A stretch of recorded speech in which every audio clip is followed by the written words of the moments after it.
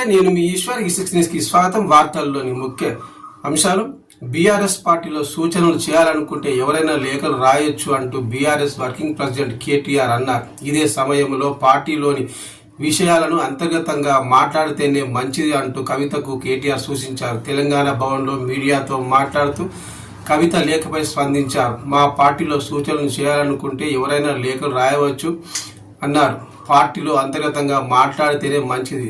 మా పార్టీలో ప్రజాస్వామిక స్ఫూర్తి ఉంది. పార్టీలో ఎవరైనా సూచనలు చేయవచ్చు, ఎవరైనా లేఖలు రాయవచ్చు అన్నారు.